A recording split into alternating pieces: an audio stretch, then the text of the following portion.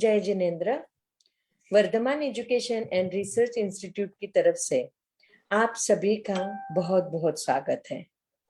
उत्तराध्ययन सूत्र का 34वां सूत्र लेशा, इसका विधिवत अध्ययन तथा विवेचन प्रोग्राम हम चला रहे हैं।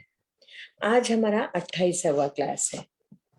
परम पूज्य प्रीति सुधा जी महाराज साहब की सुशिष्या स्वाध्याय प्रेमी पूज्य श्री संयम प्रीति जी महाराज साहब जी एवं सौ शकुंतला जी जोड़िया, इनके मुखारविंद से उत्तराध्ययन सूत्र की कड़ी चालू है और आप सभी जन बहुत ही अच्छी तरह से उसका अध्ययन कर रहे हैं। फेसबुक वाले, यूट्यूब वाले, हर एक जन जो भी हमें मैसेज करते हैं, मैसेंजर पे मैसेज भेजते, सभी को भी बहुत बहुत उनका धन्यवाद करते हैं कि आप इतना अच्छा अध्ययन कर रहे हैं। उनका सभी का ही हम स्वागत करते हैं। संयम प्रीति जी महाराज जी एक साथ मथेन वंदामी, भावपूर्वक मथेन वंदामी, श्रद्धा पूर्वक मथेन वंदामी। बोले शांतिनाथ भगवान की जय, आचार्य भगवंत की जय। नमो अरिहंताणम, नमो सिद्धाणम, नमो आयर्याणम, नमो उवज्झायाणम, नमो लोये सवसाहूणम। एसो पंच नमोकारो सव पावपनाशनम, मंगलाणं च सव्यसिं परमं हवै मंगलम्, परमं हवै मंगलम्। श्रीमिंदर स्वामी महाराज आपकी आज्ञा, भगवान आपकी आज्ञा, गुरु गोविंद जी महाराज आपकी आज्ञा। उत्तराध्ययन सूत्र के 34वें अध्ययन पर लेशा अध्ययन पर विवेचन करने की आज्ञा चाहते हैं। जय जग जीव जोनी वियानो, जग गुरु जगानंदो, जगनाहो जग बंधु, जय जग प्रिया महो भयवम, जय स्वारंभ भव तीर्थराणम अपचिमो, जय जय गुरुलोगानम, जय महपा महावीरो। परम आदरणीय, परम वंदनीय, परम पूजनीय 24 तीर्थंकर भगवान पंच परमेश्वरी भगवान तथा ज्ञानी, ध्यानी, त्यागी, तपस्वी समस्त ऊर्जा महापुरुषों के चरणों में भावपूर्वक वंदन। आराध्य गुरुदेव पूज्य श्री आचार्य भगवान तपसी जी महाराज साहब, पूज्य श्री माता जी महाराज साहब आदि समस्त ऊर्जा महापुरुषों के चरणों में भावपूर्वक वंदन। संस्कार भारती वाणी भूषण पूज्य श्री प्रीति सुधा जी महाराज साहब, पूज्य श्री अरुण प्रभा जी महाराज साहब के चरणों में भावपूर्वक वंदन। यहाँ उपस्थित सभी धर्म प्रेमी, श्रद्धावान, जिज्ञासु भाइयों तथा सुशील बहनों, लेशा अध्ययन की स्थिति द्वार हमने कल पूर्ण किया था। कल के स्थिति द्वार में काफी स्पीड बढ़ गई थी, क्योंकि वे बातें बार बार आ रही थी जो हमारी पहले स्थिति में हो चुकी थी। उन्हीं बातों, कॉमनली जो स्थिति द्वार हुआ था वही बातें वापिस एक एक गति के अनुसार हम बता रहे थे। इसलिए थोड़ा स्पीड में पूरा करके गाथाएं एक्स्ट्रा कर ली थी, क्योंकि अब हम कल अपना लेशा का अध्ययन पूर्ण करने वाले हैं। अभी हमारा विहार का भी समय हो रहा है, विहार करना है, इसलिए कल हम समाप्त करेंगे 34वां अध्याय, और फिर इसके आगे क्या करना है वो आपको बाद में सूचना देंगे।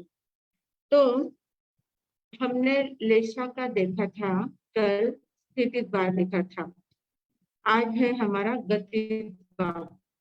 हम लोग देखते हैं कि संसार में बहुत जो भी बातें हैं, सवेरे हम सूर्योदय से लेकर सूर्यास्त तक, रात तक हम देखते हैं, जब तक उठते हैं उठते से सोते तक हम देखते हैं, हर बात में विरोधाभास बहुत ज्यादा रहता है, द्वंद्वात्मक स्थिति हमारी बहुत ज्यादा रहती है। ये अच्छा है, वो बुरा है, ये मुझे चाहिए, ये नहीं चाहिए, ये प्रिय है, ये अप्रिय है, बीमारी है, स्वस्थता है, बीमारी है, दोनों, मतलब ऐसे हमारे बार बार द्वंद्वात्मक स्थिति हमारी चलती रहती है। थोड़ी समझदारी भी होती है, थोड़ा पागलपन भी होता है, मन में ऐसे द्वंद्वात्मक विषय चालू रहते हैं। जो भी विचार रहते हैं, एक विचार पर हम स्थिर नहीं हो पाते हैं, हमारे विचार हम हमारा अंतर्मन एक मन कहता है ऐसा करना है, दूसरा मन कहता है नहीं ऐसा नहीं करना है। मतलब हम ही अपना अपना चिंतन करते हैं, हम ही सोचते हैं कि क्या करूं, मेरा एक मन तो ऐसा बोल रहा है, दूसरा मन ऐसा बोल रहा है। वास्तव में दो मन हमारे पास नहीं है, पर मन दो काम करता है। मन अच्छी बात भी बताता है, बुरी बात भी बताता है, सत्य बात को भी सामने रखता है, असत्य बात को भी सामने रखता है, हितकारी बात को भी सामने रखता है, अहितकारी बात को भी हमारे सामने रखता है। तो हमें लगता है कि हमारे दो मन काम कर रहे हैं। एक मन कहता है यहाँ जाऊं, दूसरा मन कहता है नहीं वहां नहीं जाना चाहिए। एक मन कहता है ये कपड़ा खरीदी कर लूं, दूसरा कहता है कि नहीं इतना महंगा नहीं लेना है, दूसरा अच्छा देखेंगे। इस प्रकार मन हमारा द्वंद्वात्मक चलता रहता है। ये जो द्वंद्वात्मक सिर्फ हमारे मन की ही बात नहीं है, हर एक व्यक्ति में, हर एक वस्तु में, हर एक पदार्थ में, हर एक स्थिति परिस्थिति में, सभी जगह पर हमें द्वंद्वात्मक महसूस होता है, विरोधाभास दिखता रहता है। और इस विरोधाभास के कारण से हम एक निर्णय नहीं कर पाते हैं, एक निर्णय पर स्थिर नहीं हो पाते हैं। इसीलिए भगवान महावीर स्वामी ने हमें अनेकांतवाद का दृष्टांत अनेकांतवाद की दृष्टि दी थी। उन्होंने अनेकांतवाद का प्रतिपादन किया। इन विरोधाभास की स्थितियों को ध्यान में रखकर ही अनेकांतवाद उन्होंने बताया है। अनेकांतवाद ये क्या है? अपने विरोधाभास को मिटाता नहीं है, कि द्वंद्वात्मक जो स्थितियां होती है उनको मिटाता नहीं है, पर हमारी दृष्टि बदलता है, हमारा दृष्टिकोण बदलता है। हमें हमारी दृष्टि में ऐसा संतुलन लाता है कि अच्छा समन्वय ला सकता है, संतुलन ला सकता है, कि जिसके कारण से हम विरोध में भी अविरोध को ढूंढ लेते हैं। विरोधी बातें जो होती है उसमें भी कुछ अविरोधी बातों को ढूंढ लेते हैं। मतलब जो एक बात को हम स्थिर कर सकते हैं, एक बात को पक्का कर सकते हैं। इस प्रकार की दृष्टि अनेकांतवाद देता है। अनेकांत का अर्थ क्या होता है? अनेकांतवाद पर अपनी चर्चा हुई थी शायद, पर अनेकांत का अर्थ क्या होता है कि जो अनेक वस्तुओं को अपने में समा लेता है। अनेक धर्मात्मक वस्तु होती है, जो भी वस्तु है उसमें अनेक प्रकार के दृष्टिकोण होते हैं। एक घटना घटित होती है, उस घटना को देखने वाले जितने लोग होते हैं उन सभी की दृष्टि अलग अलग होती है। वे सभी अपनी अपनी दृष्टि से उस घटना को देखते हैं और वैसा ही वो बयां करते हैं। उनको अगर पूछा जाए, एक घटना कुछ घटित हुई है, किसी का झगड़ा हुआ है, किसी का रास्ते पर झगड़ा चल रहा है और वहां पर बहुत लोग इकट्ठे हो जाते हैं। हम जाते हैं वहां, अगर हमने किसी को पूछा क्या हुआ, तो एक एक पक्ष का बात कहेगा कि उसकी बात सही थी, उसने ऐसा किया, और दूसरे ने उसके ऊपर ऐसा हमला किया। दूसरा कहेगा नहीं इसकी बात सही थी, उसने ऐसा बराबर किया था, पर इसने उसके ऊपर हमला किया है। तो दोनों अलग अलग, कोई इसकी बात सही कहेगा, कोई उसकी बात सही कहेगा, कोई कहेगा नहीं इसका भी थोड़ा गलती है, उसकी भी गलती है, कोई कहेगा कि दोनों गलत है, कोई कहेगा कि दोनों सही है, पर बिना काम का इनके अंदर में वाद विवाद चल रहा है। ऐसे अनेक जितने लोग रहेंगे वे सब अलग अलग प्रकार से हमें बताएंगे कि इस घटना का मूल उद्देश्य क्या है, किस कारण से ये घटना घटित हो रही है। उस घटना का वर्णन करने में अलग अलग लोग अलग अलग प्रकार की बातें बताते हैं। मतलब घटना एक ही है, पर देखने वालों के दृष्टिकोण अलग अलग होते हैं। तो सभी लोग सही होते हैं, तो हर एक व्यक्ति अपने दृष्टिकोण से देखता है, तो उसके दृष्टिकोण से जो देखा जाता है वो सही है। तो इसका मतलब दूसरा गलत है ऐसा नहीं होता है। दूसरे की भी बात सही है, उसके दृष्टिकोण से उसकी बात सही है, इसके दृष्टिकोण से इसकी बात सही है। तो सभी की बातों को जब हम इकट्ठा कर लेते हैं, तब वो उस बात की सत्यता हमारे ध्यान में आती है। तो सभी दृष्टियों से देखना, सभी बातों को सुनना और सुनने के बाद सभी का समन्वय करना, ये दृष्टि हमें अनेकांतवाद देती है। तो भगवान महावीर का जो सिद्धांत है अनेकांतवाद, बहुत ज्यादा महत्वपूर्ण सिद्धांत है और सभी झगड़ों को मिटाने वाला सिद्धांत है। हमारे मन में बहुत बातें रहती है, बहुत झगड़े जो हमारे होते हैं, तो उसमें क्या होता है, हम अपनी बात को सही साबित करने का प्रयास करते हैं, सामने वाले को छोटा बतलाने का प्रयास करते हैं। तो इस कारण से हमारा झगड़ा होता जाता है। तो अनेकांतवाद क्या कहता है, तेरी दृष्टि से तेरी बात सही है, उसकी दृष्टि से उसकी बात सही है। तो बातों बातों को हम दृष्टिकोण से अगर देखें तो कोई भी गलत नहीं होता है। हर एक की अपनी अपनी दृष्टि सही होती है, क्योंकि हम लोग संपूर्ण ज्ञानी नहीं है। हमारा ज्ञान कैसा है? इंद्रिय ज्ञान है। पहली बात तो हमारा ज्ञान कौन सा है? मति ज्ञान, श्रुत ज्ञान है। वो कैसा ज्ञान है? इंद्रियों के द्वारा होने वाला ज्ञान है। तो इंद्रियों के द्वारा होने वाला ज्ञान जो है वो अधूरा ही रहेगा, क्योंकि इंद्रिया हमारी परिपूर्ण काम नहीं करती है। हमें जितना सामने दिखता है उतना ही दिख सकता है, उसके आगे क्या है वो हम नहीं देख पाते हैं। इंद्रियों का सीमित ज्ञान होता है। इंद्रियों की जितनी क्षमता होती है उतना ही ज्ञान उनको प्राप्त हो सकता है। तो इंद्रिय ज्ञान ये सीमित होता है। तो सीमित होने के कारण से सभी का अलग अलग दृष्टिकोण हो सकता है, सभी की विचारधारा अलग अलग हो सकती है। तो उन विचारधाराओं में हमें उलझना नहीं है। सभी की विचारधाराओं को सुनकर, जो भी लोग होते हैं उन सभी की बातों को सुनकर अपना एक तत्व निश्चय तय कर लेना चाहिए कि सत्य बात क्या हो सकती है, इसमें सत्य बात क्या है, वो हमें तय करने की दृष्टि अनेकांतवाद देता है। ऐसा ये महत्वपूर्ण सिद्धांत अनेकांतवाद है। तो ये अनेकांतवाद क्या करता है? विरोध में भी अविरोध देखने की क्षमता हमें देता है। जितनी विरोधी बातें होती है उसमें अविरोध क्या है? एकत्व कहाँ है? सभी में समन्वय कहाँ हो सकता है? इस दृष्टि को देखने का दृष्टिकोण हमें अनेकांतवाद देता है। वैसे दिन भर हमारे जो जो भी काम चलते रहते हैं उसमें बहुत बातें ऐसी होती है कि उनके कारण से हमें तकलीफ होती जाती है, तो हम तुरंत उसका उपाय ढूंढने का प्रयास करते हैं। जैसे शरीर में कोई बीमारी हुई है, सर दर्द हो रहा है, पेट दर्द हो रहा है, या हार्ट अटैक आया है, या और भी कोई तकलीफ हुई है, तो शरीर में जब बीमारी आ जाती है तो शरीर की बीमारी को दूर करने के लिए हम तुरंत उसका उपाय ढूंढते हैं। शरीर की बीमारी होना ये अपाय है। अपाय है, अपाय यानी ये अ, विरोधी बात है। शरीर में बीमारी आई है, अच्छी बात नहीं है, दुख देने वाली बात है। बीमारी उत्पन्न हुई है यानी ये विरोधी बात हो गई है। तो इसको हम बीमारी को मिटाने के लिए उसका उपाय ढूंढते हैं। चिकित्सा पद्धति का उसमें चिकित्सा पद्धति हमारी उसमें तैयार हो गई है, मतलब चिकित्सा पद्धति का आविष्कार हुआ है। तो जैसे जैसे बीमारियां बढ़ती जाती है वैसे वैसे चिकित्सा पद्धतियां भी बढ़ती जा रही है। तो जैसे मतलब आवश्यकता जो हमारी होती है उस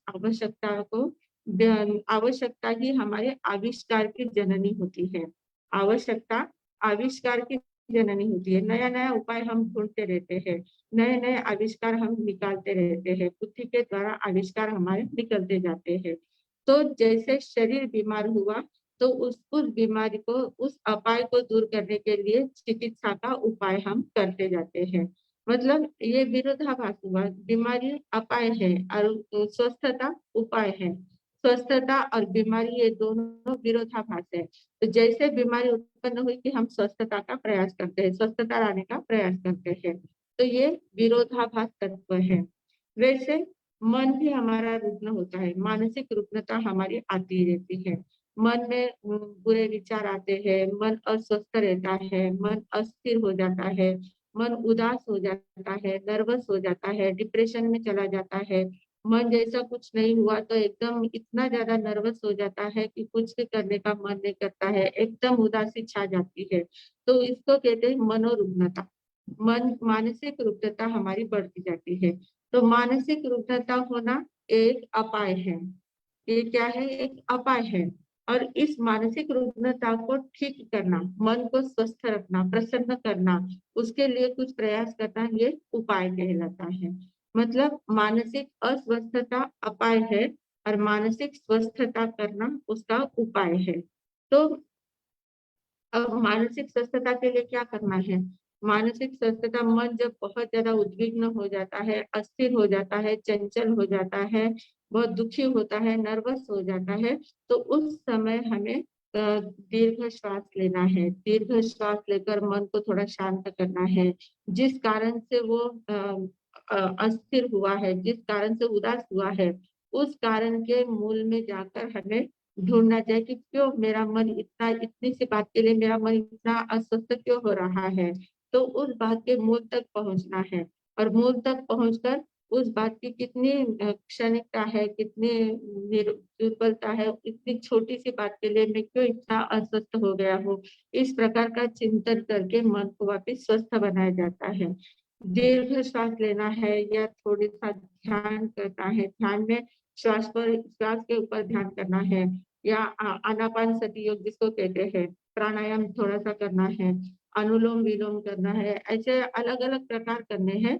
और अलग अलग प्रकार जब हम करते हैं, श्वास के प्रकार जब हम अलग अलग रूप से श्वास लेते हैं, तो मन अपने आप स्थिर होने लग जाता है, मन की स्वस्थता बढ़ने लग जाती है, मन की उदासी कम होने लग जाती है, मन प्रसन्न होने लग जाता है। तो ये उसका उपाय हो गया। जो अपाय था, रुग्णता जो थी, अपाय थी, उसको स्वस्थता के रूप में, उपाय के रूप में हमने स्वस्थ बना लिया। तो ये मानसिक स्वस्थता हमारी बढ़ जाती है। ऐसे अंतर के भाव हमारे जो भाव कलुषित हो जाते हैं। बहुत बार आंतरिक परिणाम जो होते हैं, वो परिणाम हमारे कलुषित होते हैं, परिणाम हमारे अप्रशस्त होते हैं, अशुभ होते हैं, और उसके कारण से हमारी विचारधारा भी वैसे अशुभ बन जाती है। मन के परिणाम, अंतर के जो परिणाम होते हैं, चेतना के जो परिणाम होते हैं, वे परिणाम जब कषाय को छेद कर ऊपर आते हैं, तो कषाय का रंग उसको लग जाता है, और कषाय के कारण से वे कलुषित होते जाते हैं। मन के परिणाम कलुषित होते जाते हैं, भाव हमारा कलुषित हो जाता है। तो जो भाव कलुषित हो जाता है, तो हमारे विचार भी कलुषित हो जाते हैं, और विचार जब कलुषित हो जाते हैं, तो हमारी लेशा भी कलुषित हो जाती है, काली लेशा हमारे आ जाती है। तो ये पूरा भाव तंत्र हमारा बदल जाता है। भाव तंत्र के कारण से हमारा पूरा आभा मंडल चेंज हो जाता है। तो फिर अब भाव कलुषित हुआ है, तो उसको स्वस्थ करने के लिए क्या करना चाहिए? तो हमारे आध्यात्मिक क्षेत्र में, आध्यात्मिक क्षेत्र में उसके लिए भी चिकित्सा बताई गई है, उसके लिए भी स्वस्थता के उपाय बताए गए हैं। दो बातें होती है, एक होता है मूर्छा का भाव, मूर्छा की भावधारा होती है, और दूसरी जागरूकता की भावधारा होती है। मूर्छा की जो भावधारा होती है, वो क्या करती है, वो पर में जाती है। मूर्छा जब हमारी बढ़ती जाती है, मूर्छा यानी क्या, मूर्छा का अर्थ होता है कि जो आसक्ति, पर में आसक्ति बढ़ जाना, पर में हम मूर्छित हो जाना, मतलब बेहोश हो जाना, पर में बेहोश हो जाना, दूसरी बातों में बेहोश हो जाना, प्रमत्त अवस्था में चले जाना, अपने आप को भूल जाना, अपना परिचय नहीं होना, पर का ही परिचय करना, और पर में ही ये मेरा, वो मेरा, यहाँ वहाँ इतना ध्यान हमारा चला जाता है कि हम अपने आप को भूल जाते हैं। ऐसी अवस्था जो होती है, उसको मूर्छित अवस्था कहते हैं। तो ये मूर्छित भावधारा जब हमारी चलती है, तब हमारी अशुभ लेशाएं काम करती है, और इन मूर्छित भावधाराओं को जागृत अवस्था में लाना है। तो जागृत अवस्था में ये अपाय हो गया, मूर्छित अवस्था क्या है, अपाय है, और उसका उपाय क्या है, जागरण, आत्म जागरण करना, स्वयं का जागरण करना, स्वयं का परिचय करना, अप्रमत्त दशा में रहना, सत्य बातों का चिंतन करना, अच्छी बातों को सुनना, अच्छे बातों का ध्यान करना, अच्छे बातों का मनन करना।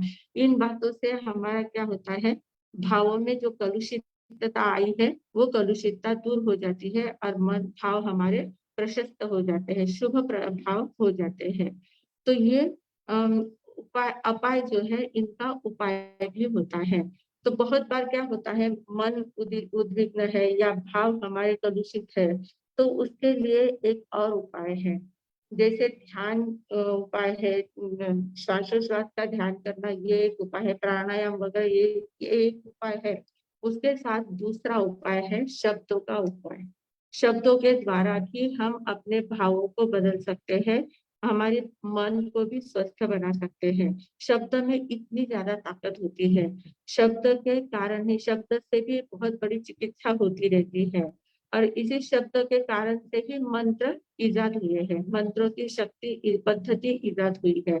मतलब मंत्र पद्धति भी हमारे यहाँ जो काम करती है, बहुत लोग कहते हैं ना कि ऐसा ऐसा मंत्र फेरो कि तुरंत अपना काम ऐसा ऐसा हो जाता है, इस मंत्र की इतनी शक्ति है, उस मंत्र की ऐसी शक्ति होती है। नवकार मंत्र मतलब बहुत ज्यादा शक्तिशाली मंत्र है, इसके कारण से कितने लोगों की बीमारियां दूर हो जाती है, कितने लोगों के जो भी संकट है वो दूर हो जाते हैं। तो ये मंत्र के द्वारा होता है ऐसा हम लोग सुनते हैं, पर हमने बहुत लोगों ने अनुभव नहीं किया होता है। लोगों की श्रद्धा उसके ऊपर नहीं बैठती है। लोग कहते हैं कि हाँ बस ये मंत्र तंत्र करना, इसमें कोई फर्क नहीं पड़ता है, इससे कोई होता नहीं है, आखिर अपने जैसे कर्म होते हैं वैसा ही होता है, ऐसा लोग बोलते हैं। पर मंत्र का भी बहुत ज्यादा प्रभाव पड़ता है। मंत्र क्या है? शब्द होते हैं। शब्दों की ऐसी रचना होती है कि जो एकदम प्रभावशाली होती है, जिसके कारण से हमारी ऊर्जा, हमारा भाव तंत्र है, वो भाव तंत्र झंकृत हो जाता है। मंत्र के कारण क्या होता है? मंत्र जब हम फेरते हैं, तो मंत्र का जब जाप करते हैं, मंत्र का उच्चारण करते हैं, तो हमारा भाव तंत्र जो है वो आंदोलित हो जाता है, झंकृत हो जाता है, और उसमें से फिर अशुभ ऊर्जा जो होती है वो बाहर निकल जाती है, शुभ ऊर्जा का वहाँ उत्पत्ति होने लग जाती है।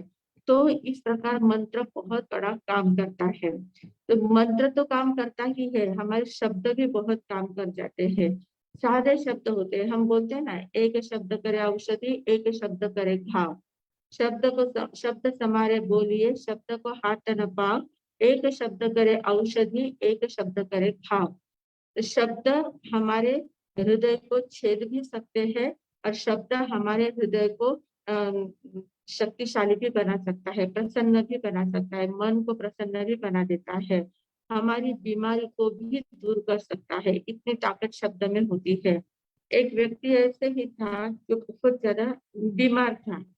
उसकी बीमारी थी, पर बीमारी थोड़ी थी, पर वो घबराया हुआ बहुत ज्यादा था। जैसे अभी हमने देखा कोरोना काल था, कोरोना में कोरोना शब्द से ही लोग इतने घबराते थे। किसी को थोड़ी सी सर्दी लगी, थोड़ा सा बुखार आ गया कि वो डर के मारे मर जाते थे। कितने लोग तो डर के मारे ही मर गए, इतने ज्यादा घबरा रहे थे। तो ऐसा वह व्यक्ति जो था वो भी ऐसा ही बहुत ज्यादा घबरा रहा था। बीमारी थोड़ी थी पर घबराहट बहुत ज्यादा थी, मतलब मानसिक बीमारी उसको ज्यादा थी, और इतना ज्यादा घबरा रहा था, और उसने बिस्तर पकड़ लिए थे, बिस्तर में से उठ ही नहीं पा रहा था। घर वाले इतने परेशान हो गए, अब इसको क्या करें? तो डॉक्टरों को बताया तो कोई बीमारी तो ऐसी कुछ है नहीं, पर ये इतना ज्यादा बीमार जैसा हो रहा है, क्या करना चाहिए? तो फिर एक वैद्यराज वहां आए, वैद्य को बुलाया गया, और वो बहुत पहुंचे हुए, बहुत आध्यात्मिक शक्ति को प्राप्त करने वाले ऐसे वैद्य थे, बहुत शक्तिशाली वैद्य थे। वो वहां आए, उन्होंने उसका नाड़ी परीक्षण वगैरह किया, उस बीमार व्यक्ति का नाड़ी परीक्षण किया, और नाड़ी परीक्षण करने के बाद उनके ध्यान में आ गया कि इसको शारीरिक बीमारी कुछ भी नहीं है, इसको सिर्फ मानसिक बीमारी है। मन इसका बहुत ज्यादा बीमार हो चुका है, और वो मन मन का इतना असर होता है, मन जब हमारा बीमार हो जाता है तो हमारा पूरा शरीर बीमार हो जाता है। हम लोग देखते हैं, मन हमारा एक बार उदास हो गया तो पूरा शरीर हमारा एकदम ऐसा निस्तेज हो जाता है, कुछ भी करने की इच्छा नहीं होती है, एकदम ऐसा इतना ज्यादा कमजोर हो जाता है, कुछ भी करने का उत्साह हमारा नहीं रहता है। तो मन के ऊपर हमारा शरीर का पूरा ढांचा आधारित होता है। तो वो ऐसा ही वैद्यराज के ध्यान में आ गया कि इसका मन बीमार है, शरीर बीमार नहीं है, तन बीमार नहीं है, मन बीमार है। तो वैद्यराज ने जैसे उसकी नाड़ी देखी तो कहा कि हाँ, आपको तो बीमारी तो है आपके शरीर में, पर उसका उपाय मेरे पास बहुत अच्छा है। जो आपकी बीमारी है ना, उसके लिए तो मैं एकदम माहिर हूँ, मेरे पास बहुत अच्छा उपाय है, और मेरे पास ऐसी दवा है, इतनी कीमती दवा है, बहुत पावरफुल दवा है। अब वो उस दवाई की 2 पुड़िया मैं आपको दूंगा, और 2 पुड़िया आप सिर्फ लेंगे तो पहली पूरी सवेरे लेना है, और दूसरी पूरी दोपहर में लेना है खाने के बाद। एक खाने के पहले लेना है, दूसरी खाने के बाद लेना है, और दूसरी पूरी लेने के बाद आप शाम तक इतने स्वस्थ हो जाओगे कि आप चलकर मेरे घर तक पहुंच सकते हैं, इतने ज्यादा स्वस्थ हो जाओगे। ऐसी दवाई मेरे पास है, आपकी बीमारी मेरे पकड़ में आ चुकी है, और आप एकदम स्वस्थ हो जाएंगे, आपको कुछ नहीं होगा। मेरे कारण से आप एकदम, मेरी दवाई असर करेगी और आप एकदम स्वस्थ हो जाओगे। इस प्रकार वैद्य राज ने उसको आश्वस्त कर दिया।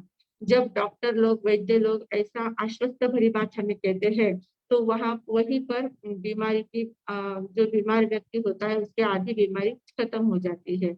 उसको भी अच्छा लगा कि अरे बाप रे, कितने बड़े वैद्यराज है, और कितने अच्छे वैद्यराज है, इनके पास मेरे बीमारी की दवाई है। एकदम इतनी श्रद्धा के साथ उसने, वैद्यराज ने क्या किया, 2 पुड़िया दी। पुड़िया कौन सी दी? एक पुड़ी में राख डाली, राख की पुड़ी बनाई, रक्षा होती है ना राख, उस राख की एक पुड़ी बनाई और दूसरी पुड़ी में थोड़ा सा नमक डाला, नमक की दूसरी पुड़ी बनाई, 2 पुड़िया बने और उसको कहा कि देखो बहुत कीमती दवा है और ये दवाई जैसे ही आपके पेट में जाएगी कि आपकी बीमारी गायब हो जाएगी। तो उस व्यक्ति को इतनी श्रद्धा उस वैद्य पर बैठ गई, उसने पहली एक दवा, एक पुड़ी सवेरे ले ली खाने से पहले एक पुड़ी ले ली और फिर वो एक पुड़ी लेते से ही उसको थोड़ा-सा ठीक लगने लग गया कि हाँ, मेरी जो बीमारी है थोड़ी कम हो रही है, मेरी जो घबराहट है वो थोड़ी-सी कम हो रही है, मुझे थोड़ा अच्छा लग रहा है। और फिर खाना खाने के बाद जब दूसरी पुड़ी उसने ली और दूसरी पुड़ी लेते ही वो इतना स्वस्थ हो गया, थोड़ी आधे घंटे में ही वो एकदम बिस्तर से उठकर बैठ गया और बैठकर वापस खड़ा ही हो गया। जो बोला कि मुझे कुछ बीमारी है ही नहीं, एकदम अच्छा हो गया हूँ। दवाई वैद्यराज की दवाई ने बहुत बड़ा काम किया है, मुझे मेरी पूरी बीमारी खत्म हो गई है और इतना हँसता-खेलता चलते-चलते वैद्यराज के घर शाम को पहुँच गया। तो इस प्रकार अब उसके बीमारी का असर किसके कारण हुआ? शब्दों के कारण हुआ। वैद्यराज ने उसको ऐसा आश्वस्त किया और ऐसा विश्वास से शब्द उसके शब्द बोले, ऐसे शब्द बोले, ऐसी सांत्वना दी और ऐसा बताया, विश्वास दिलाया कि मैं तुम्हारी बीमारी एकदम अच्छी करूँगा। तो इस प्रकार आश्वस्त भरे जो शब्द होते हैं, आश्वासन भरे जो शब्द होते हैं, वे शब्द हमारा बहुत काम करते हैं। उन शब्दों के कारण से क्या हो गया, वैद्यराज जैसे ही बोलते गए, इसका भाव तंत्र जो था, अंतर की भावधारा जो चल रही थी, जो मैं बीमार हूँ, मुझे बहुत तकलीफ हो रही है, ऐसा जो उसके मन में चल रहा था, उस भाव तंत्र को उन शब्दों ने भेद दिया और भाव तंत्र को एकदम आंदोलित कर दिया और उसकी जो नेगेटिविटी थी विचारों की, वो विचारों की नेगेटिविटी बाजू में हट गई कि नहीं, मैं एकदम स्वस्थ होने वाला हूँ, मैं एकदम अच्छा होने वाला हूँ। इस प्रकार भाव उसके जागृत हो गए। तो ऐसा करके उसकी बीमारी पूरी खत्म हो गई। तो ये भाव तंत्र तक जब शब्द हमारे पहुंच जाते हैं तो हमारी स्वस्थता बढ़ जाती है। मनोरुग्णता जो होती है वो मनोरुग्णता हमारी दूर हो जाती है, मन हमारा स्वस्थ हो जाता है, भाव तंत्र हमारा स्वस्थ हो जाता है, भाव धारा परिणाम धारा एकदम स्वस्थ हो जाती है। तो इस प्रकार भावों को बदलने के कारण हमारी लेशाएं फिर बदल जाती है। जो लेशाएं नर्वसनेस के कारण एकदम अशुभ लेशा हो रही थी, तो वो लेशा उसकी शुभ लेशा में परिवर्तित हो जाती है। उसका मन प्रसन्न हो गया, उसका आभा मंडल एकदम चेंज हो गया और एकदम वातावरण पूरा चेंज हो जाता है। मतलब भाव तंत्र को, भाव संस्थान को सक्रिय करने के लिए, भाव संस्थान जो हमारा है उसको सक्रिय करने के लिए, उसको पवित्र करने के लिए, उसको शुभ दिशा में ले जाने के लिए ये मंगल भावनाओं का जो प्रयोग है, शब्दों का जो प्रयोग होता है, एक बहुत बड़ा काम करते हैं। तो ऐसे शब्द की भी एक चिकित्सा होती है। शब्द की चिकित्सा के कारण से हम एकदम अच्छे स्वस्थ बैठे हैं और बैठे बैठे किसी ने आके कह दिया कि क्या आपको बुखार आया है, क्या आपका चेहरा अच्छा नहीं लग रहा है, एकदम से ऐसा बोला कि तुरंत हमें लगता है कि हाँ मुझे बुखार आया है, शायद मेरा चेहरा उतर गया है, हाँ मुझे बुखार आया, कि तुरंत हम देखने लग जाते हैं। तो ये और एक दो व्यक्तियों ने अगर आके ऐसा बोल दिया कि क्या आप ऐसे उदास क्यों बैठे हैं, आपका चेहरा इतना क्यों उतर गया है, आपको बुखार आया है क्या, 2-3 लोगों ने कहा तो सचमुच में उसके शरीर में बुखार आ जाता है। तो ये शब्दों का बहुत बड़ा असर होता है, सचमुच में उसके ऊपर बुखार आ जाता है, सच में उसका शरीर कांपने लग जाता है। और जैसे ही कोई किसी ने आके कहा कि कहाँ आपको कोई भी बुखार वगैरह नहीं है, आप तो कितने स्वस्थ है, कितने अच्छे लग रहे हो, बहुत प्रसन्न लग रहे हो, एकदम से ऐसे 2-3 लोगों ने कहा तो तुरंत उसका बुखार गायब भी हो सकता है। ऐसा प्रयोग लोग करते हैं, देखते हैं और देखते रहते, मतलब शब्दों का इतना ज्यादा असर हमारे भाव तंत्र पर होता है। तो ये बहुत बड़ी तात्विक आध्यात्मिक चिकित्सा है। ये जो अनेकांतवाद की जो चिकित्सा है, भगवान की जो अनेकांतवाद की धारा है, वो अनेकांतवाद की धारा और ये शब्दों का प्रयोग, मंत्रों का प्रयोग और ध्यान की साधना, ये सभी क्या है, हमारी आध्यात्मिक चिकित्सा का काम करते हैं। जो हमारा आध्यात्मिक क्षेत्र बीमार है, अभी हमारा कैसा है, आध्यात्मिक क्षेत्र बीमार है, हम मानसिक बीमार है, हम अपने आप को नहीं पहचानते, हम पर में सब कुछ जानते हैं, दुनियादारी सब कुछ पता है, बस स्वयं को हम नहीं जान पा रहे हैं। मतलब हम आध्यात्मिक दृष्टि से बीमार है। तो उस आध्यात्मिक दृष्टि से चिकित्सा करने का काम हमारा ये लेशा अध्ययन कर रहा है। तो इन लेशा अध्ययन से हमें ध्यान में लेना है कि हमारी कौन सी रेशा कैसा कैसा कैसा काम कर सकती है। लेशा के कारण से हमारा जीवन में कितना प्रभाव पड़ता है, लेशाओं का जीवन में कितना प्रभाव पड़ता है, हमारे व्यक्तित्व पर कितना प्रभाव पड़ता है। उस व्यक्तित्व को बदलने के लिए इस लेशा तंत्र को जानना कितना जरूरी है। और सिर्फ जानना नहीं है, तो उसको आचरण में लाना भी जरूरी है। जैसे जैसे हम उसको आचरण में लाते जाते हैं, तो हम शुभ शुभ लेशा की ओर जाते हैं। और शुभ लेशा जैसे कि हमारी बढ़ती जाती है। हमने देखा है हमारे मनुष्य में और तिर्यंच में क्या होता है, लेशाएं अंतर मुहूर्त में बदलती रहती है। हर अंतर मुहूर्त में लेशा बदलती है। एक भावधारा हमारी अंतर मुहूर्त से ज्यादा नहीं टिक पाती है, पर वो कभी शुभ होती है, कभी अशुभ होती है, कभी हम अशुभ में चले जाते हैं, कभी शुभ में चले जाते हैं। ये विरोधाभास हमारा चलता रहता है। तो इस विरोधाभास को मिटाने के लिए और शुभ लेशा में स्थिर रहने के लिए हमें मंत्र का प्रयोग करना है, शब्दों का प्रयोग करना है, ध्यान का प्रयोग करना है, श्वास का प्रयोग करना है, श्वास का देखना है, योगा का प्रयोग करना है, प्राणायाम का प्रयोग करना है, अंतर में स्थिरता लाने का प्रयास करना है। जैसे जैसे स्थिरता बढ़ती जाती है, आंतरिक शुद्धि बढ़ती जाती है, लेशाओं में परिवर्तन होता जाता है, लेशा हमारे शुभ लेशाओं में स्थिरता बढ़ती जाती है। और शुभ लेशा में जैसे जैसे स्थिरता बढ़ती है, वैसे वैसे हम आध्यात्मिक ऊंचाइयों तक पहुंच सकते हैं। तो इसलिए यहाँ गति द्वार आज हम देख रहे हैं। गति द्वार में क्या कहा है, गति हमारी गति जो होती है, अगले भाव की जो गति है, इस भाव में हम अभी मनुष्य गति में है। मनुष्य गति का आयुष्य पूर्ण होने के बाद हम कौन सी गति में जाएंगे, तो ये सारा हमारा लेशा तंत्र तय करता है। जिस समय हमारा आयुष्य का बंध होता है, उस समय हमारी जैसी लेशा होती है, वैसा आयुष्य का बंध होता जाता है। तो उस लेशा का उस आयुष्य के बंध को सुगति में ले जाना है या दुर्गति में ले जाना है, ये लेशा तय करती है। तो इसलिए ये जो 56 और 57 गाथा है, 56वीं और 57वीं जो गाथा है, उसमें बताया है कि कौन से लेशाओं के कारण हम दुर्गति में जाते हैं और कौन से लेशाओं के कारण सुगति में जाते हैं। तो उसका उदाहरण यहाँ पर बताया गया है। 56वीं गाथा जो है उसमें क्या कहा है, किन्हानी लाकाऊ तिन्नी भी एयाओ अहमले साओ एया ही तिही विजीवो दुगईम उववज्जयी। किन्हा नीला काऊ, किन्हा यानी कृष्ण लेशा, नीला यानी नील लेशा, और काऊ यानी कपोत लेशा।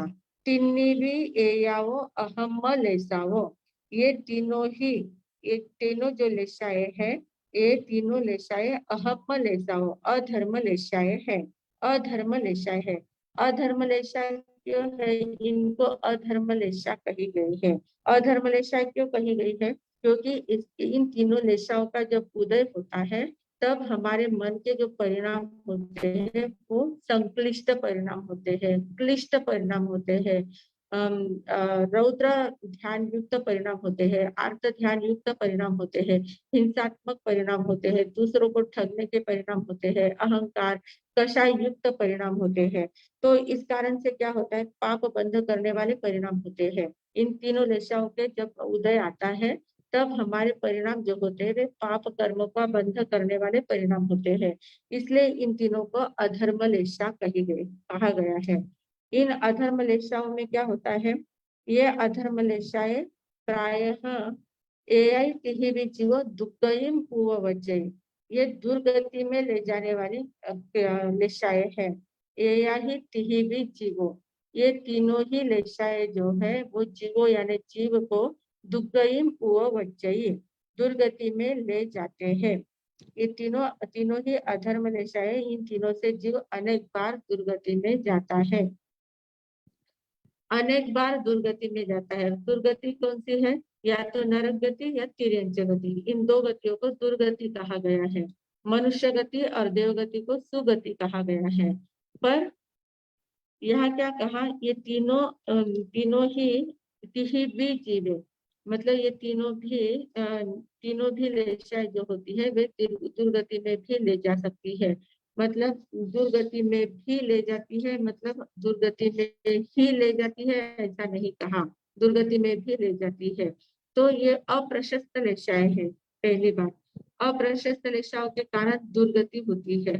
दुर्गति में जरूर नहीं सिर्फ नरक या तिरंज में ही जाएंगे, ऐसा कोई जरूर नहीं है। दुर्गति मनुष्य गति में भी हमारी हो सकती है, मनुष्य गति में भी दुर्गति जैसी अवस्था हमारी हो सकती है।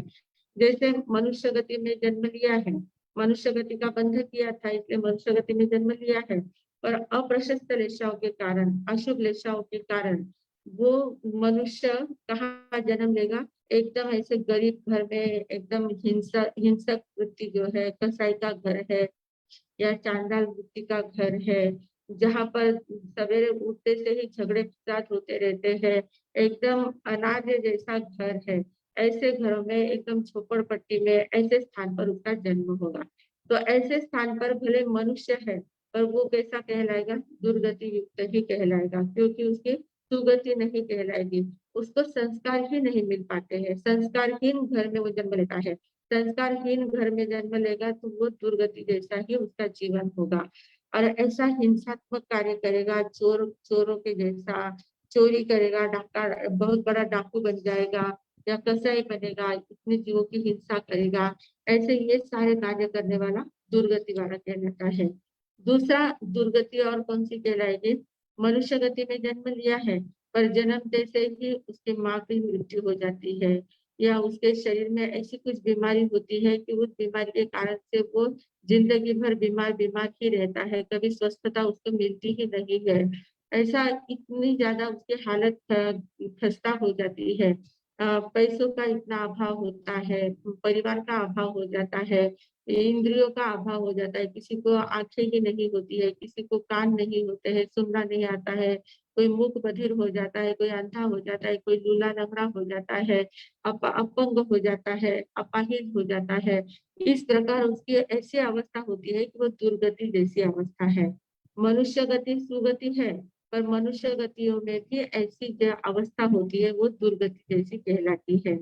देवलोक में भी सुगति है, देवलोक, पर देवलोक में भी हमने कल देखे थे प्रकार, भवनपति, वाणवंतर, ये कैसे कहलाएंगे, देवलोक की भी ये दुर्गति जैसे ही है। जैसे किलविषी देवों की स्थिति कैसी होती है, दुर्गति जैसे ही होती है। तो मतलब सुगति में भी दुर्गति की अवस्था उनको प्राप्त होती है। तो जो ऐसे कृष्ण नील कापोत वेशा से युक्त होते हैं और जिस समय उनके आयुष्य का बंध हुआ है, उस समय अगर ये तीनों लेशाओं में से कोई भी लेशा मौजूद है तो उनकी अवश्य दुर्गति का बंध होता है, और दुर्गति के बंध के कारण से उनका आगे वाला आयुष्य जो है वो दुर्गति में बन जाता है। फिर आगे कहा 57वीं जो गाथा है, 57वीं गाथा में क्या कहा, तेऊपम हा सुक्का तिन्नी भी ए यावो धम्मले सावो ए याहिति ही विजीवो सुगईम उववज्जयी। तेऊपम हा सुक्का, तेजोलेशा, पम्हा यानी पद्मलेशा, सुक्का यानी शुक्ललेशा, इन तिन्नी भी एयावो धम्मलेशा, ये तीनों जो लेशाएं है वे कैसी है, धर्म लेशाएं है, धर्म लेशा है या पुण्य बढ़ाने वाली लेशा है, पुण्य का बंध करने वाली लेशा है, धर्म ध्यान में लगाने वाली लेशा है, धार्मिकता में आगे बढ़ाने वाली ये लेशाएं है। एया ही तिही भी जीवो, इन तीनों के कारण से सुगति को प्राप्त होता है, जीव सुगति को प्राप्त होता है। अब सुगति यानी सिर्फ मनुष्य या देव की सुगति नहीं है, जैसे मनुष्य और देवगति में दुर्गति भी होती है वैसे तिर्यंच और नरक में सुगति भी हो सकती है। तिर्यंचों में सुगति कैसे होगी, तिर्यंच में हमने देखे हैं बहुत सारे तिर्यंच जो होते हैं वे सम्यक दृष्टि भी हो सकते हैं, धर्म ध्यान करने वाले भी होते हैं, बहुत सारे तिर्यंच ऐसे होते हैं जैसे गाय भैंस है, गाय है, बंदर होते हैं, कोई सिंह बाघ होते हैं, शेर होते हैं, ये जो लोग होते हैं, हाथी होते हैं, ये लोग क्या करते हैं, इनके पास भी पंचेंद्रिय है, सन्नी पंचेंद्रिय जीव है। तो सन्नी पंचेंद्रिय जीव है और बहुत बार उनके ऐसे संस्कार जानते हैं। वे किसी साधु संतों को देखते हैं, कोई ऐसा वातावरण देखते हैं, धार्मिक वातावरण जहाँ चल रहा है, पूजा पाठ जहाँ चल रहा है, वहां वे लोग आके बैठते हैं। वो भले वे बोल नहीं सकते हैं, कुछ कर नहीं सकते हैं, पर वो ऐसे स्थान पर उनको अच्छा लगता है आना। बार बार वो आके बैठते हैं, सुनते हैं। सुनना तो उनको आता है, सुन सकते हैं, चिंतन मनन अंतर के अंतर करते हैं, उनका विकास विकसित नहीं हुआ है, चेतना उनकी विकसित नहीं है, अविकसित है, पर ये संस्कार उनके काम करते जाते हैं। तो वे दुर्गति में होते हुए भी सुगति का काम करते हैं, वहां पर भी वे अच्छे काम कर सकते हैं, इतने अच्छे से भलाई के काम भी करते हैं। बहुत सारे पशु ऐसे होते हैं जो भलाई के काम करते हैं। कुत्ता भी होता है, जो बिल्ली होती है, ये लोग भी ऐसे, बहुत सारे ऐसे लोग होते हैं, ऐसे जानवर होते हैं कि जो अच्छी बातें जहाँ चलती है ना, वहाँ वो तुरंत आके बैठते हैं। बहुत हमारे साधु संतों के प्रवचनों में भी हमने बहुत बार देखे हैं कि ऐसे बंदर आके बैठते हैं, शेर आके बैठता है प्रवचन सुनने के लिए, शेर भी आके बैठता है, कुत्ता आके बैठता है। बहुत सारे ऐसे जानवर होते हैं जो आके बैठता है और सब सुनता है, और सुनने के बाद फिर पूरा कार्यक्रम पूरा होने के बाद अपने आप वापिस निकल जाते हैं। तो ऐसे बहुत बार होता है। हम लोग राहता में थे, राहता में हमारा चातुर्मास था, स्कूल में चातुर्मास था, वहाँ साध्वी प्रीति Sudha ji English medium school है, बड़े मार साहब के नाम की ही स्कूल है, बहुत बड़ी स्कूल है, बहुत अच्छी है। तो वहाँ चातुर्मास था हमारा 1915 में, 16 में शायद चातुर्मास था, 15 या 16। तो उस चातुर्मास के समय हम लोग स्टेज पर बैठे थे और एक बंदर आया और हमारे बाजू में ही आके बैठ गया। अब लोग एकदम जोर जोर से चिल्लाने लगे, हमने कहा कि कुछ नहीं, आप शांति से बैठे रहो, वो भी शांति से बैठा है, उसको घबराओ मत। वो शांति से बैठा रहा, प्रवचन पूरा हुआ, सब कुछ हुआ, और उसके बाद वो शांति से वापस निकल गया। किसी को उसने टच नहीं किया, किसी को कोई प्रॉब्लम नहीं किया, एकदम जाके वो वहां पर एक बहुत बड़ा पेंडल था, तो एक लकड़ी के ऊपर जाके बैठ गया।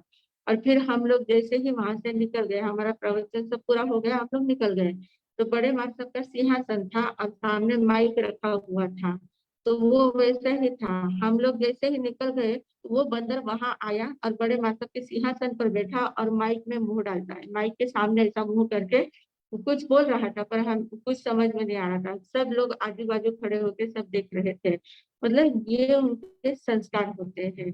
पूर्व भोग के कुछ संस्कार होंगे, पूर्व भोग में उसने कुछ ऐसा कपट किया होगा, इसलिए उस बंदर की अवस्था में चला गया, पर उसके लिए संस्कार थे, धार्मिक ऐसे कुछ संस्कार होंगे, तो वो ऐसे धर्म स्थापित। फिर उसके बाद कितने दिन तक वो आता, और फिर हमारे बाजू में तो नहीं बैठता, पर ऊपर कहीं तो भी एक जगह पर बैठ जाता और पूरा प्रवचन सुनता, और सब प्रवचन होने के बाद चला जाता।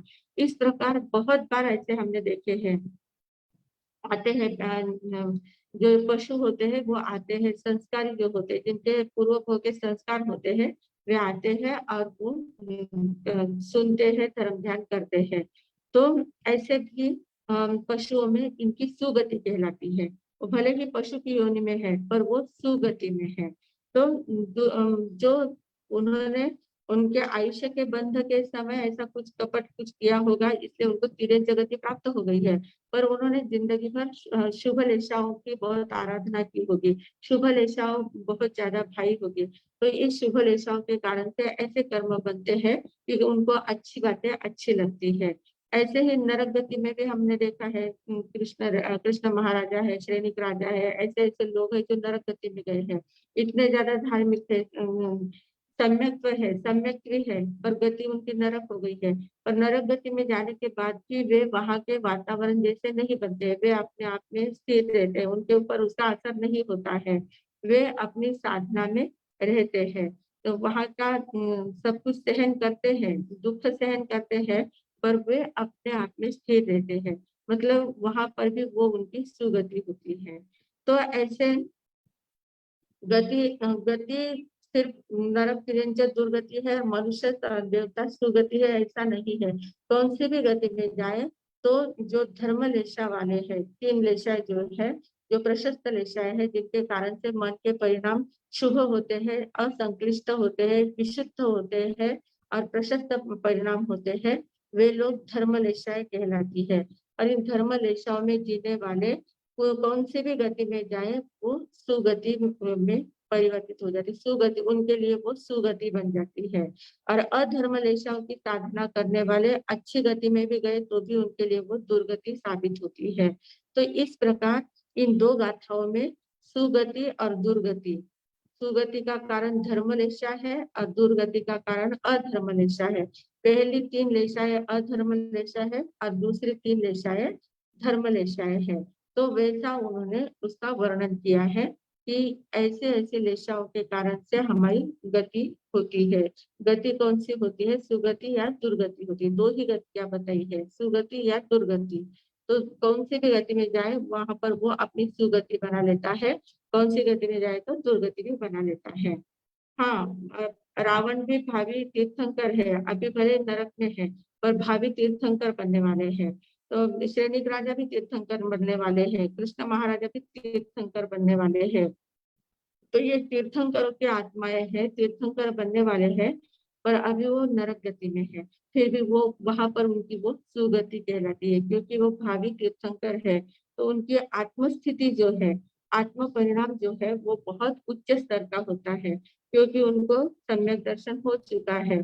तो सम्यक दर्शन के कारण से वे आत्म परिणामों में स्थिर रहते हैं, स्व में स्थिर रहते हैं।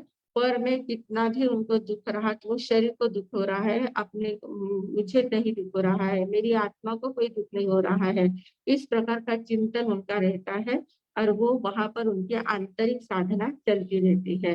तो इस प्रकार हमें ये बात ध्यान में लेना है कि हमें हमेशा जो विरोधात्मक वातावरण होता है उसमें अविरोधी तत्व को ढूंढने का प्रयास करना है, अविरोधी तत्व में स्थिर रहने का प्रयास करना है, अनेकांतवाद को स्वीकार करने का प्रयास करना है।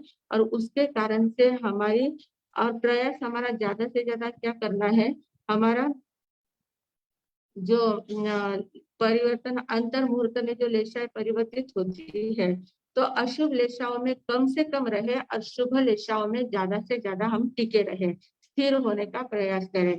जो अंतर मुहूर्त में चेंज हो रही है ना, वो तेजो पद्म शुक्ल, तेजो पद्म शुक्ल, तेजो पद्म शुक्ल, इन्हीं लेशाओं में हमारा बदलाव होता रहे। कृष्ण नील कपोत हमारे जीवन से कट ही हो जाए, कृष्ण नील कपोत से हमारा वास्ता ही न रहे, और शुक्ल तेजो पद्म शुक्ल में ही हमारी भावधारा चलती रहे। इस प्रकार का जब हम प्रयास करते हैं तो ये लेशाएं हमें उच्च गति में आध्यात्मिक ऊंचाइयों तक पहुंचा सकती है। और इसमें जो शुक्ल लेशा है, शुक्ल लेशा हमें अरिहंत पद तक पहुंचा सकती है, केवल ज्ञान की उत्पत्ति का कारण बन सकती है।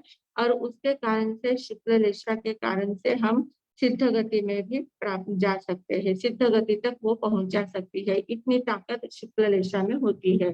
तो इस प्रकार इन 3 लेशाओं की ही आराधना हमारी होती रहे, तीनों अप्रशस्त लेशा हमारे जीवन से निकल जाए और प्रशस्त लेशाओं में ही हमारी भावधारा घूमती रहे, भावधारा विचरती रहे, और उसके कारण से हमारी सुगति हो, आध्यात्मिक चिकित्सा हमारी एकदम अच्छी तरह से होती रहे और आंतरिक स्वास्थ्य हमें प्राप्त होता रहे। सभी को ये प्राप्त हो, इन्हीं सद्भावनाओं के साथ अब मैं विराम लेती हूँ। ओम शांति। अब कल हमारे आखिरी क्लास रहेगा लेशा का, इसके बाद अभी क्लास के लिए थोड़ा सा विश्राम लेना पड़ेगा, क्योंकि हमारे विहार की वगैरह तैयारी है, चातुर्मास के लिए हमें जाना है। चातुर्मास हमारा पिंपलगांव बसवंत नासिक जिले में है, वहां पर चातुर्मास करेंगे। तो चातुर्मास के समय में अब वापस हमारे क्लास कब शुरू होंगे वो आपको इसके ऊपर मैसेज आता रहेगा।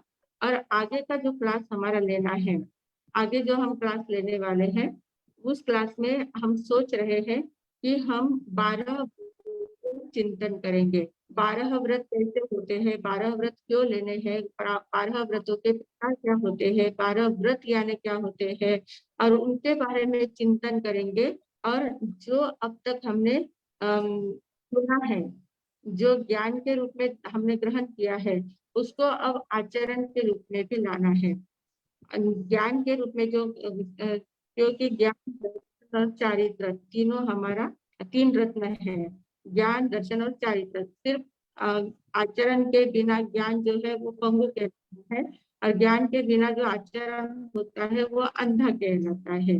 तो अंधानुकरण भी ना हो और पंगुता भी ना रहे, इसके लिए हमें ये बात ध्यान रखनी है कि जो ज्ञान की हमने सुनी है, जो भी चिंतन हमने सुना है, जो भी बातें हमारी हुई है, कर्म के बारे में, सम्यक दर्शन, ये गुणस्थान के बारे में, 29वें अध्ययन के बारे में, ग्रंथि सूत्र के बारे में और लेशा के बारे में, जितनी जितनी भी बातें हमने सुनी है, ज्ञान के तौर पर हमारा स्टॉक हो चुका है। और ज्ञान के तौर पर स्टॉक होने के बाद अब उसको आचरण में कैसे लाना है, आचरण में थोड़ा थोड़ा अगर लाएंगे तो ये बातें हमारी काम आ सकती है। तो इसलिए हमें व्रतधारी श्रावक कैसे बना जा सकता है, व्रत क्या होते हैं, व्रतों को कैसे ग्रहण किया जाता है और व्रतधारी श्रावक कैसे बना जा सकता है, उसका चिंतन हम अगले क्लास में करने वाले हैं। अब अगला क्लास कब होगा वो अपन जैसे ही अवसर रहेगा आपको मैसेज भेज दिया जाएगा। इसलिए सभी लोग इस ग्रुप से जुड़े रहेंगे और जुड़ते रहकर उन मैसेज के पार्ट देखेंगे। थोड़े ही दिनों में जैसे ही चातुर्मास शुरू हो जाएगा, हमारी लाइन व्यवस्थित लग गई तो क्लास हम जल्दी शुरू करेंगे। जैसे जैसे वहां का अवसर जैसे रहेगा वैसा करने का प्रयास करेंगे। इतना ही बोलकर अब मैं विराम देती हूँ। ओम शांति।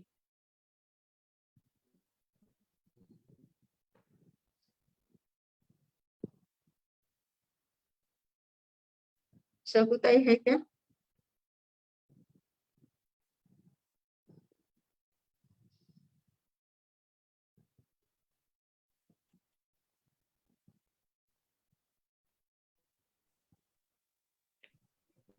अभी थे एक्चुअली, मैं फिर अर्चना? से। हाँ हाँ।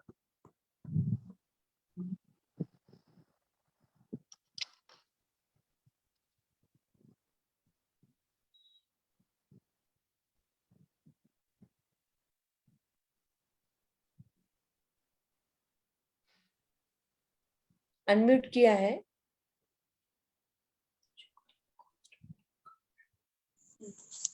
हेलो, हाँ हाँ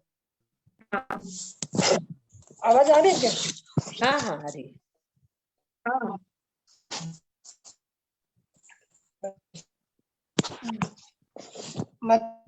मेरे साथ सभी जिज्ञासु साधकों को भावपूर्वक नमस्कार।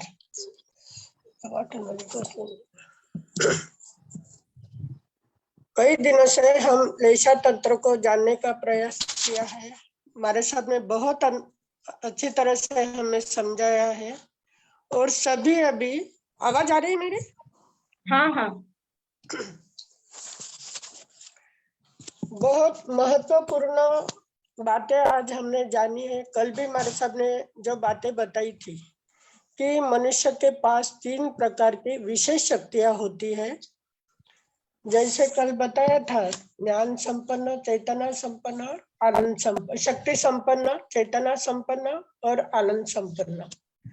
अभी ये जो शक्तियां है मनुष्य और तिर्यंच के पास है, क्योंकि मनुष्य तिर्यंच में भी लेशा का परिवर्तन हो सकता है। तो ये जो चेतना, जो हमारे पास शक्ति संपन्न, चेतना संपन्न जो है, अभी ये बातें तिर्यंच के बात होने के, तिर्यंच के पास भी है, फिर भी उनकी चेतना अविकसित होने के कारण वो उसका उपयोग नहीं कर सकते हैं। और हमारे पास होते हुए भी हम हमारी शक्ति का उपयोग करते हैं और पशुओं से भी उसके शक्ति का उपयोग करवाते हैं। लेकिन अगर हमारे पास 2 प्रकार की दृष्टि कल बताई थी, एक सम्यक दृष्टि और एक विपरीत दृष्टि। सम्यक दृष्टि अगर रही तो हमारा सही दिशा में उपयोग होता है, और विपरीत तो दृष्टि हुई तो हमारे द्वारा विध्वंसक काम होते हैं। तो ये जो है ये किसके कारण होता है? हमारे 2 मंडल है, एक भाव मंडल और एक आभा मंडल। जैसे जैसे अशुभ विचार आते हैं वैसा, यानी बाहर में हमारा ओरा बदलता रहता है, और आंतरिक वो जो भाव होते हैं वो शुद्ध होते हैं, लेकिन बाहर ये कर्मों का या लेशाओं का आवरण छेद कर जब बाहर आते हैं तो क्या हो जाते हैं, अशुभ भाव में परिवर्तन हो जाते हैं। लेकिन जिसने सही दिशा में उपयोग कर लिया है वो कैसा बनता है, तीनों शक्तियों से संपन्न बनता है। शक्ति संपन्न, चेतना संपन्न और आनंद संपन्न बनता है। अभी ये दो बातें महत्वपूर्ण कल बताई थी कि तीन शक्तियां, दो आभा मंडल, मैंने भाव मंडल और आभा मंडल, और दृष्टि हमारी सम्यक दृष्टि या विपरीत दृष्टि। उसी के अनुसार जब अब हम सुबह से उठकर सोने तक हमारे भाव क्या होता, हमारी द्वंद्वात्मक स्थिति होती है। हमारे विचार भी द्वंद्वात्मक होते हैं, कभी शुभ विचार होते हैं, कभी अशुभ विचार, कभी सत्य बात मन में आती है, कभी असत्य बातें मन में आती है, कभी हितकारी विचार करते हैं, कभी अहितकारी विचार करते हैं। क्यों ऐसा होता है, क्योंकि हमारे भाव प्रत्येक समय बदलते रहते हैं। तो इसलिए भगवान महावीर स्वामी ने हमें एक बहुत महत्वपूर्ण सिद्धांत हमारे सामने रखा है। क्लेशा का सिद्धांत बताया है कि हमारे पास जो ऊर्जा है उस ऊर्जा का ऊर्ध्व गति के ओर प्रयाण होना चाहिए। लेकिन हम पर में, बाहर में इतने अटके हुए हैं कि हमारा जो ऊर्ध्वगमन की ओर जाने का मार्ग है वो अधोगमन की ओर जाता है, और फिर उससे हमारे उदासी, अशांति, अस्वस्थता आ जाती है। लेकिन जब हमारा ऊर्जा का ऊर्ध्वगमन शुरू हो जाता है तो हमारी सारी बातें कैसी होती है, शुभ शुभ बनती है। मन प्रसन्न हो जाता है, मन स्वस्थ हो जाता है और अच्छी बातों की ओर हमारा मन बढ़ता है। अभी इसके लिए उन्होंने और एक बात बताई कि ऊर्जा का ऊर्ध्वगमन बताया, उसके साथ आपकी दृष्टि अनेकांतवाद होनी चाहिए। क्योंकि हर घटना को देखकर हर एक के मन में अलग अलग विचार आते हैं, सब अपनी दृष्टि से विचार करते हैं। लेकिन हमें क्या करना है, अलग अलग विचार सभी व्यक्त करते हैं, लेकिन हाँ सबके दृष्टियों का जो बोल रहे हैं उस पर हमने चिंतन करना चाहिए। यानी सभी दृष्टियों को देखना है और उस बातों का समन्वय कर एक सही निर्णय हमें लेना है। यह है अनेकांतवाद। यानी ऐसा ही है ऐसा नहीं, ऐसा भी हो सकता है। अगर ऐसा भी हो सकता है, ऐसी बात हमारे मन में आ गई तो हम क्या हो जाते हैं, कर्मयोगी बनने लगते हैं, हठ योगी नहीं बनते कि सही बातों को हम जानने का प्रयास करते हैं। अभी हमारा कैसा है, हमारा ज्ञान अधूरा है। इंद्रियों के द्वारा जो होने वाला ज्ञान है वो कैसा होता है, अधूरा ही रहता है, परिपूर्ण काम नहीं कर सकते। और जितनी शक्तियां होती है उतना ही काम हमारे द्वारा होता है, पर उस विचारधारा में हमें उलझना नहीं है, सबका सुनकर सही बातों को समझने का प्रयास करना है। जैसे शरीर में कोई बीमारी हुई तो उस बीमारी का उपाय हम ढूंढ लेते हैं, उसी प्रकार मन भी अगर हमारा अस्वस्थ हो, मन अस्वस्थ मन यानी मन की बीमारी है, तो मन की बीमारी का भी उपाय हमें क्या करना चाहिए, ढूंढ लेना चाहिए। और अभी कभी कभी ये क्या है, मन की बीमारी अपाय है, और उसका जो मन को स्वस्थ करने के लिए जो चिकित्सा की जाती है वो उसका क्या है, उपाय है। अपाय और उपाय दोनों हमें देखना है। और मानसिक रुग्णता, मानसिक स्वस्थता करने का प्रयास क्या बताया है आज, मानसिक रुग्णता या मानसिक बीमारी दूर करने के लिए एक महत्वपूर्ण संदेश हमें मिला है कि दीर्घ श्वास लेना है। दीर्घ श्वास लेने के बाद मन क्या हो जाता है, हमारा थोड़ा स्थिर हो जाता है। यानी जो हमारे पास ध्यान साधना, प्राणायाम साधना, ये सारी क्या है, हमारे मन को स्थिर करने के प्रयास, इससे हमारा मन स्थिर बनता है। और जब मन स्थिर बनता है तब हम सही बातों को देखने का प्रयास कर सकते हैं। और आज क्योंकि हमारी दो धारा है, एक मूर्छा भाव धारा है, एक जागरूकता की धारा है। मूर्छा भाव की धारा यानी क्या है, जो पर में अटके हुए हैं तो सारा सांसारिक बातों का ही हमारा चिंतन चालू रहेगा, ऐसा करना चाहिए वैसा करना चाहिए, उसमें ही अटकते रहते हैं और सही बात को नहीं देख पाते। लेकिन यह ध्यान साधना से मन स्थिर होने के बाद हमारी जो जागरूकता की धारा शुरू हो जाती है, तब सही बातों का हमें क्या होने लगता है, आकलन होने लगता है। और उसके बाद आज ये जो बताया कि आध्यात्मिक क्षेत्र में अभी जैसे ध्यान धारा, प्राणायाम, ये जो बताया, इसके अलावा और एक महत्वपूर्ण आज बात बताई कि ये आध्यात्मिक क्षेत्र में जो चिकित्सा पद्धति है, वो शब्द की भी एक बहुत बड़ा प्रभावशाली तंत्र हमारे पास है कि पर अभी शब्द के द्वारा, शब्द यानी क्या है, मंत्र, शब्द मंत्र, तो मंत्र भी क्या है, शब्दों का ही ये है, शब्द ये उसमें मंत्र का उच्चारण होता है। तो इस प्रभावशाली उच्चारण के कारण बहुत सारी बातें क्या हो जाती है, सारा भाव तंत्र हमारा क्या हो जाता है, झंकृत हो जाता है। और हमें क्या होता है कि आध्यात्मिक अंतर का ज्ञान हमारा खुलने लगता है, आंतरिक अनुभूति होती है और आंतरिक शक्तियां हमारी खुलने लगती है। इतनी बड़ी इस शब्द में ताकत होती है। हम बोलते हैं ना कि एक शब्द करे औषधि, एक शब्द करता है घाव। एक शब्द के द्वारा महाभारत घट सकता है और एक शब्द के द्वारा मनुष्य का जीवन बदल सकता है। तो इस शब्द में इतनी बड़ी ताकत है। तो शब्द का उच्चारण कैसा करना है, किस तरह से उस मंत्र का उच्चारण करके हमारा ओरा बदलने का हमें क्या करना है, प्रयास करना है। अभी भाव तंत्र सक्रिय करने के लिए मंगल भावना, मंगल शब्द, मंगल उच्चारण अगर हमारा होता रहे तो शरीर पर शब्द का प्रभाव पड़ता है और शरीर के शब्दों का असर ऐसा पड़ता है कि बीमार मन हमारा स्वस्थ बनने लगता है। अभी ये सारी जो बातें हैं ये किस पर चल रही है, सारा ये लेशा तंत्र है, क्योंकि जैसे जैसे भाव होते हैं वैसे वैसी लेशा हमारी बदलती है। अभी इस लेशा को हमने 27 क्लास आज हमारे हुए हैं, तो इतनी बार लेशा का हमने डिटेल में वर्णन सुना है और सभी को अभी शुभ लेशा कौन सी, अशुभ लेशा पता चल गई। बहुत सारे लोगों के मन में अभी ये भाव आने लगे। हमारे साहब ने तो कहा अशुभ लेशा का चिंतन करो, लेकिन अभी लोग बोलते नहीं, अभी हम शुक्ल लेशा की ओर बढ़ना चाहते हैं। तो बहुत बड़ी बात है, क्योंकि लेशा का पता हमें चल गया है कि किस कारण से सुगति हो सकती, कौन सी लेशा के कारण सुगति होती है और कौन सी लेशा के कारण दुर्गति होती है।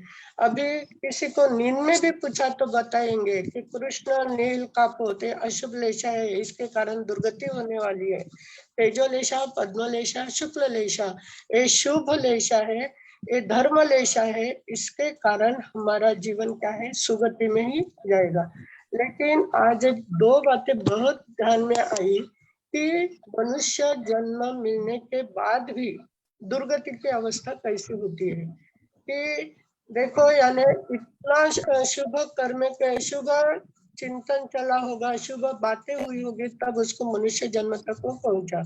फिर भी शुभ चिंतन करते करते कैसे अशुभ भाव जागृत हो गए, कैसे अशुभ धारा चल गई कि वो क्या हो गया, उच्च स्थान पर जाने के बाद निम्न स्तर पर आ गया कि हिंसक प्रवृत्ति, चांडाल, अनार्य स्थान पर जाने के बाद, अभी मनुष्य जन्म मिलने के बाद भी हम सोचते हैं कि मनुष्य जन्म, सब बोलते हैं मनुष्य जन्म दुर्लभ है, लेकिन यह सारी अवस्था देखते देखते तब लगता है कि दुर्लभ कैसा है। तो दुर्लभ ऐसा है कि मनुष्य जन्म मिलने के बाद उत्तम धर्म श्रुति, उत्तम श्रवण, उत्तम आचार विचार अगर हमारे हो गए तो हमारी सुगति होती है।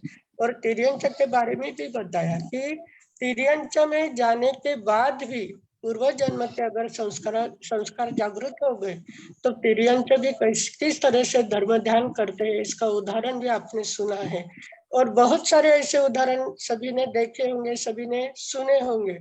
तो अच्छे काम करते करते अगर आयुष्य का बंद होने का समय कभी थोड़ी अशुभ धारा आ गई तो उच्च गति का बंध हमारा कैसा होता है, अधोगति की ओर बढ़ जाता है। लेकिन वो जो मूल संस्कार है वो वैसे ही रहते हैं, इसलिए धर्म लेशा में ही रहने का हम प्रयास करेंगे। कहीं भी गए, अभी जैसे सैनिक राजा है, श्री कृष्ण जी है, इनके भी उदाहरण हमने देखे हैं कि इतने सम्यक तो प्राप्त होने के बाद भी वो नरक गति में पहुंचे हैं, क्योंकि कभी आयुष्य बंध के समय ऐसा कुछ अशुभ भाव ही मन में आया होगा या अशुभ कार्य हुआ होगा, तभी तो ऐसा हुआ है। तो हमेशा ध्यान में रखना है, सतत जागरूक रहना है और धर्म लेशा में ही जीने का हम प्रयास करेंगे तो निश्चय में हमारी भी स्थिति कैसी होगी, हमारी गति कैसी होती, सुगति में हम पहुंचेंगे।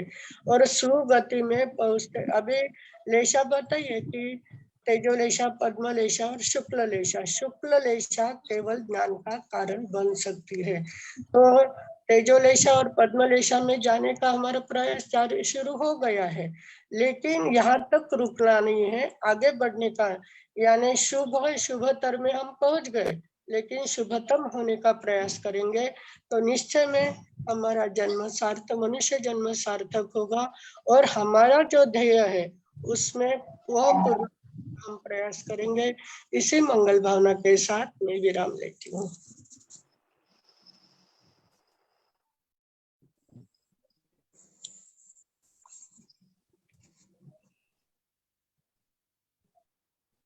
किसी के कोई प्रश्न नहीं है आज? और सभी ने ध्यान रखना है, हमारे सबने आज बहुत आगे के क्लास के बारे में दी है। आज तक हमने जानकारी प्राप्त कर ली है, हमारी श्रद्धा भी हो गई है, लेकिन जब तक आचरण नहीं होता तब तक ये जानना और सीखना, श्रद्धा करना हमारा कैसा रहेगा, अधूरा रहेगा। जब प्रैक्टिकल हम करेंगे तभी हमारा ज्ञान दर्शन चारित्र जब आता है तभी मोक्ष की प्राप्ति होती है। तो जब भी एक क्लास शुरू होंगे हम भावना करते हैं कि अभी तो थोड़े दिन विहार के कारण क्लास विराम, एक क्लास को विराम दे रहे हैं हमारे साथ, लेकिन वापस शुरू करने का प्रयास हमारी सभी की सद्भावना से जल्दी शुरू हो गए ऐसी भावना भाते हैं।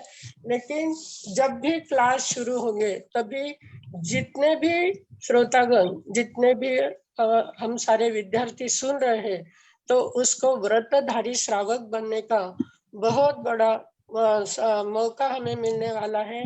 और सभी ने 12 व्रत के क्लास जब शुरू होंगे सभी ने तो, जो सुन रहे हैं उन्होंने तो ज्वाइन होना ही है, लेकिन अभी तक जिन्होंने नहीं सुना है उनको भी प्रेरणा देकर इस क्लास में अगर हम सम्मिलित करेंगे, यानी हमें धर्म की प्रभावना भी करनी है।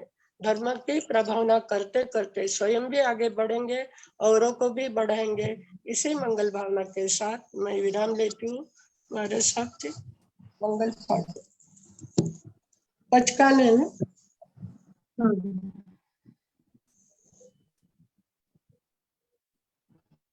ओम शांती शांती शांती. योगेश्वरे नौकाशी पुरुषी देर पुरुषी आपल्या प्रमाणे उपेक्षित पश्चानासनम भानम फायमम सायमम अनर्थना भोगनम संस्थागारणम सब समाधि वत्यागारणम ओस्तिरे ओस्तिरे ओस्तिरे. ओम शांति शांति शांति. गुरुदेव की आज्ञा से चित्तारी मंगलम, अरिहंता मंगलम, सिद्धा मंगलम, साहु मंगलम, केवली पट्टतो धम्मो मंगलम. चित्तारी लघुत्तमा, अरिहंता लघुत्तमा, सिद्धा लघुत्तमा, साहु लघुत्तमा, केवली पट्टतो धम्मो लघुत्तमो. चित्तारी शरणम पवज्जामि, अरिहंते शरणम पवज्जामि, सिद्धे शरणम पवज्जामि, साहु शरणम पवज्जामि, केवली पट्टतम धम्मम शरणम पवज्जामि. चार मंगल हम चार शरणा, दुख हरणा, सुख करना, और शरणा कोई जो भवी प्राणी आदरे तो अक्षय अमर पद हो. बोले भगवान महावीर स्वामी की जय. आचार्य भगवंत की जय. माता की जय. संस्कार भारती वाणी भूषण पूज्य श्री पीटी सुधा जी महाराज साहब की जय. पूज्य श्री अरुण प्रभा जी महाराज साहब की जय. सब साधु संतन की जय. आज के आनंद की जय. लेशा तंत्र को बदलने का मंत्र सिखाने वाले परम पूज्य संयम प्रीति जी महाराज साहब जी को बहुत बहुत धन्यवाद. आभार आभार आभार. एक्चुअली कल का क्लास है, कल हम सब जन मिलेंगे और उसके बाद जरूर हम जल्द से जल्द नया टॉपिक लेके आ रहे हैं. किसी ने भी ग्रुप छोड़ना नहीं है. हमारे जो पेरी के 1 2 3 4 5 6 7 8 ऐसे 8 ग्रुप में जो भी आप सभी जन रहेंगे तो प्लीज आप ग्रुप नहीं छोड़ेंगे। अगर आप ग्रुप छोड़ेंगे तो हम जो नया टॉपिक लेके आ रहे हैं उसकी इंफॉर्मेशन आप तक नहीं पहुंचेगी। और आपको इस टाइम और धर्म दलाली करनी है, ज्यादा से ज्यादा लोगों को जुड़ाना है। और महाराज साहब जी जल्द से जल्द विहार करके पहुंचे और हमारा क्लास चालू करें, यही विनंती करते हैं। और कल का क्लास है, कल हम बराबर रात को 9 बजे मिलेंगे। कल पूरा टॉपिक खत्म करके रिवीजन ली जाएंगी और उसके बाद ही हमारा मंडे से सिर्फ क्लास नहीं रहेगा। अगर कल कुछ रह भी गया तो हम कंप्लीट करेंगे। लेशा सब्जेक्ट कंप्लीट करके ही आगे नया टॉपिक चालू होगा। Vardhman education and research institute की तरफ से आप सभी को बहुत बहुत धन्यवाद, आभार। कल बराबर रात को 9 बजे जुड़ना, ज्यादा से ज्यादा लोग जुड़ना तो आपको पूरी जानकारी मिल पाएगी नेक्स्ट टॉपिक की भी। शुभ रात्रि।